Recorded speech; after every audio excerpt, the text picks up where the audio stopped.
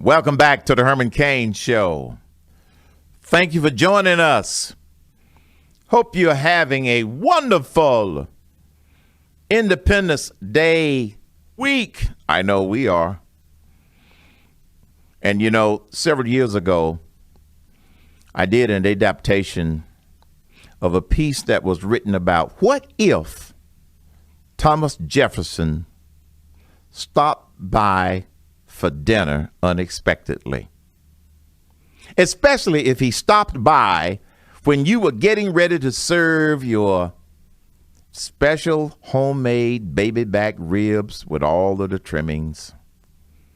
Independence Day. You know, Thomas Jefferson, somebody who is considered to be the father of the Declaration of Independence. And what if he stopped by unexpectedly and you invited him in? This is what I think it would sound like. You know, Thomas Jefferson was born on April 13th, 1743. In his lifetime, he saw his country, the United States, transformed from an English colony to a country ruled by its own citizens. What a novel idea. Remembered by many as the author of the Declaration of Independence, Jefferson also served as president and guided the young nation through 8 turbulent years. When Jefferson died on July 4th, 1826, at the age of 83, he left the country and a people whose commitment to the ideas of the Declaration of Independence seemed firmly in place. But on this July 4th, 2013, just before dinner, there is a knock on your door. When you open the door, you see a tall, slender man with red hair. He introduces himself as Thomas Jefferson. You don't automatically slam the door and call the police, but almost against your will, you invite him into your home. Somehow, you accept that this man is not an escapee from an asylum, but that he really is Thomas Jefferson. Thomas Jefferson is curious about everything and has a number of questions for you. He marvels at all of the new technology in your home. Computers, cell phones, iPads, washing machines, dishwashers. He insists on a lengthy explanation and demonstration of all the appliances. Oh, and don't forget the TV set. He wants to understand and know what they all do. Amazed at how quickly he understands the new technologies, you suddenly remember the statement made by President John F. Kennedy when he hosted a gathering of Nobel Prize winners at the White House. President Kennedy said, quote, "This is the most extraordinary collection of talent, of human knowledge that has ever been gathered together at the White House, with the possible exception of when Thomas Jefferson dined alone." End quote. That tells you something about the level of respect that President John F. Kennedy had for Thomas Jefferson. As you show him your office area, Thomas Jefferson's attention is drawn to your 2012 federal tax return. He noticed the numbers 1040, W-2, and 1099 on them. He politely asks, "What is this?" You feel a little bit uncomfortable, almost as if you have a guilty conscience, but you aren't sure why. You answer, each year on April 15th, Americans are required to file an income tax return with the Internal Revenue Service. It's a branch of the Treasury Department. And on this return, Mr. Jefferson, we're required to list the source and amount of all our income. The amount of income determines the percent of tax that we pay. The higher the income, the higher the rate of tax. Then you continue. However, The government has tried to make it simple. All Americans who work for others are required to have an estimate of their tax deducted from their earnings before they receive their pay. We call this withholding. Also, the law requires us to place our Social Security number on all our bank accounts. All banks where we do business have to have this information in order to send it to the IRS along with our banking information. These actions are necessary because government wants to ensure that all of the income taxes are collected. You see, Mr. Jefferson, the government really does not trust the people to pay. Thomas Jefferson is visibly stunned. And he says, "You mean Americans are required to tell an agency of the government how much money they made and where they earned it?" Yes, you answer.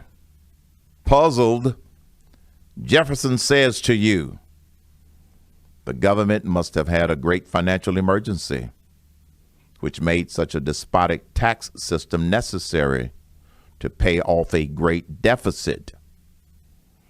You sadly explained that there really was no emergency. Yet you explain how the admitted national debt is almost $17 trillion today and increasing by $1 trillion each year.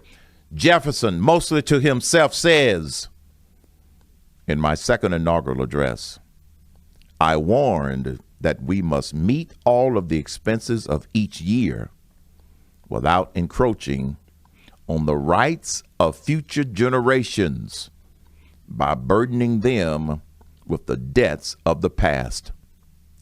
All of us had seen the devastating effects of a huge national debt. Then Jefferson asked if you really said that the more money you earned, the higher the rate of tax you had to pay. You slowly confirm this simple fact. Strangely, it no longer seemed harmless. In a sad voice, Thomas Jefferson says, "When we wrote the Constitution, all of us knew history. We knew that great civilizations began to decline when they introduced direct taxation. In the Constitution, we restricted direct taxation because we knew it would yield the same result experienced by other nations using direct taxation: erosion of individual rights and the oppression of the minority by the majority, because it could use its political power to use the government to steal from the minority." Then Jefferson says to himself, "How can this be? Have Americans forgotten history?" You look at this man who, together with a few others, so eloquently gave birth to the idea of freedom that has pervaded the United States for most of its existence and is being echoed around the world today by countries throwing off despotism. Now embarrassed and truly ashamed, you explain that Americans, like sheep to the slaughter, meekly went along with each new law that stripped away more of their freedom. In World War II, Americans agreed to income tax withholding as a temporary measure to help win the war. Of course, withholding was never ended. It continued to this day and has become a permanent fixture. Then came the plausible rule that our Social Security number should be on all our accounts. In this way, the government ensures that no one evades reporting the income earned in their accounts. Now, of course, then came the rule that all bank accounts should file information returns and that most transactions should be reported to the government. You state that the income tax rules are incomprehensible, that no one understands them, but that the taxpayer is still responsible for compliance. You tell Thomas Jefferson that in tax matters, Americans are guilty until proven innocent. You go on to explain how an agent of the government can come into your home and inspect all of your checks and papers and ask you to explain the purpose of each check. If the agent decides that you have not fully complied with the incomprehensible income tax code, he or she can arbitrarily decide that you owe more tax. If your taxes are not paid, your bank accounts can be seized and your home and other properties auctioned. Thomas Jefferson, in a very sad voice, said our people fought a revolution because of government intrusion for less than this.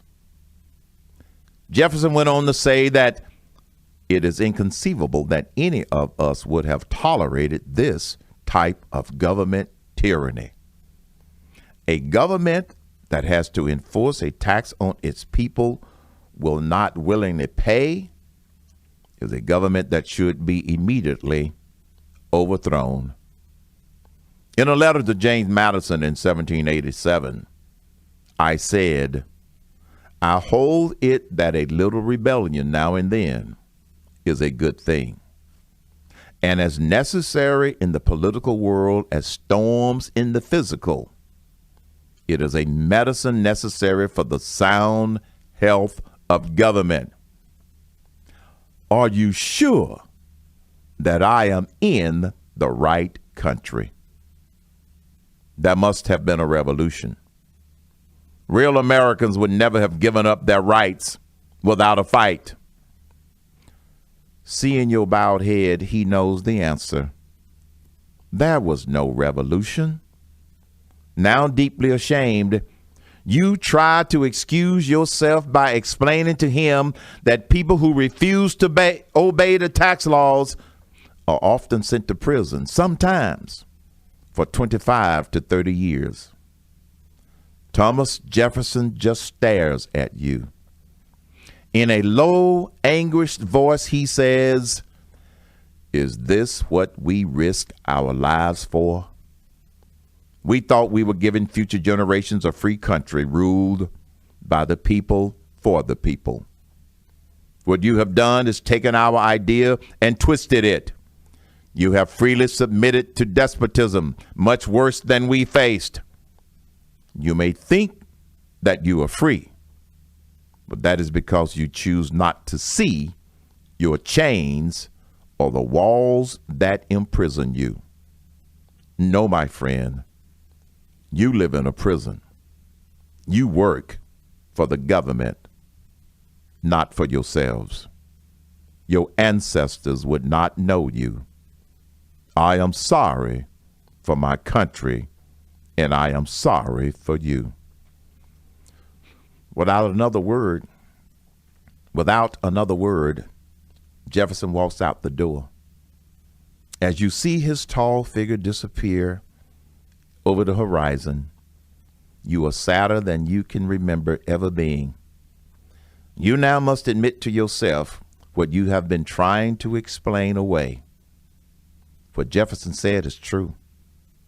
What has happened to us is what Thomas Paine predicted would happen if Americans lost their freedom. Our freedoms have not been taken away all at once, but a little at a time. And Thomas Jefferson could see it. If you really look, you can see it too. Are we going to take our country back? What are you waiting for? It starts with one voice and one vote at a time. You're listening to The Herman Cain Show. Take back our government. Herman Cain continues.